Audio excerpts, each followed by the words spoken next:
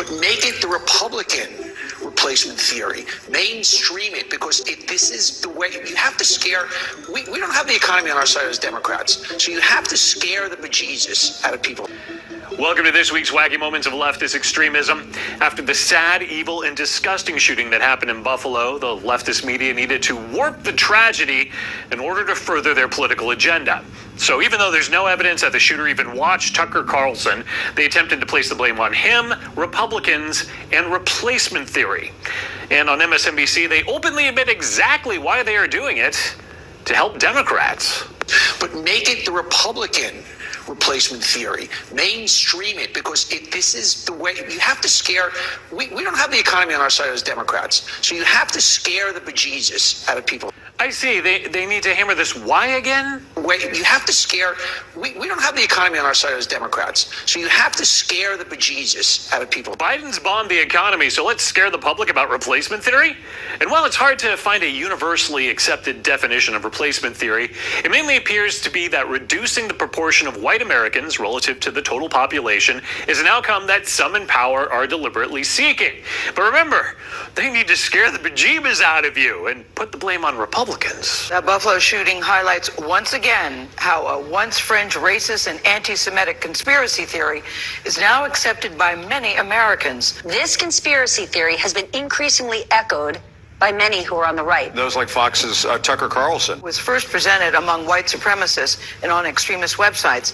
Now many conservative politicians and pundits promoting some form of replacement theory. But if that's a conspiracy theory, it's one that both the media and the Democrats have subscribed to for decades. As you can see, the incredibly racist Time magazine did it in 1990. But Time magazine is certainly not the only media to peddle this conspiracy theory. Because of demographic changes in this country, I think that the Democratic Party is going to win Texas moving forward, and the Democratic Party is going to be in power for the next 30, 40 years. The demographic change that's happening in America right now gives the upper hand to Democrats. This census that just came out especially drives home the point that Texas is next. Demographic changes that help the Democrats. Democrats for a decade now, along with Arizona and Texas, have had on this sort of long-term project of trying to take some red states across the Sun Belt and flip them blue as demographic changes are taking place there. Democrats should be asking themselves, as a matter of fact, why aren't they dominating the political landscape? 2 decades ago, the influential book, The Emerging Democratic Majority, predicted they would due to demographic changes in the country. Stacey Abrams and her former campaign manager, Lauren Groh-Wargo, argued in a recent New York Times op-ed that any state can turn blue. Demographic change will precede electoral opportunity. What a parade of racists I just saw. Imagine a political party thinking a demographic change would automatically provide them with an electoral opportunity.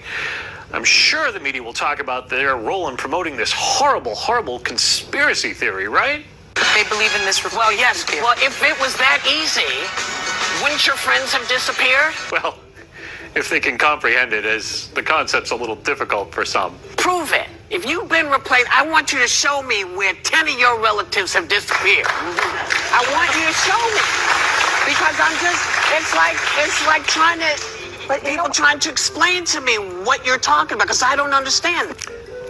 Your lack of understanding of many, many things is pretty clear on The View there, Whoopi.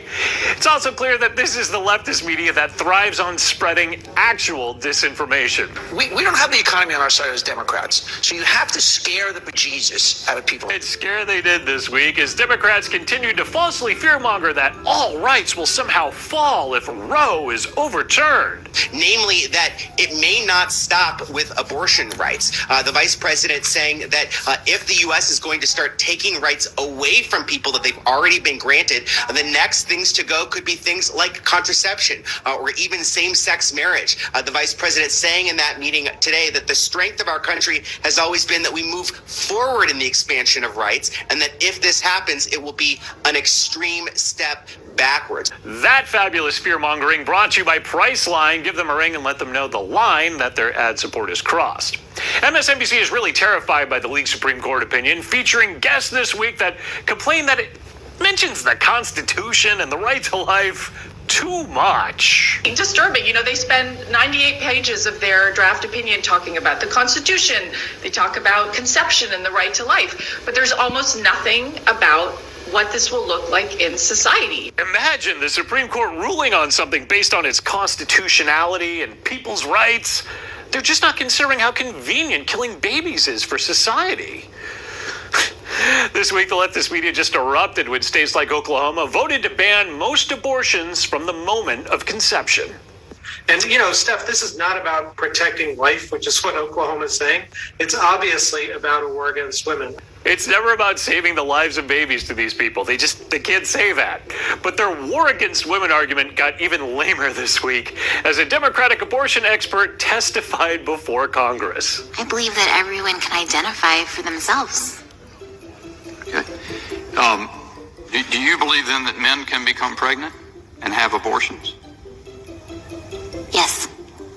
Well, that certainly means the move can't be a war against women then, right? Democratic pro-abortion witness Amy Armby testifying before a House Judiciary Committee this week. It's just surprising that in all the network coverage on abortion, they just failed to cover that very interesting congressional hearing on access to abortion. No mention of the hearing on ABC, CBS, or NBC morning and evening news programs.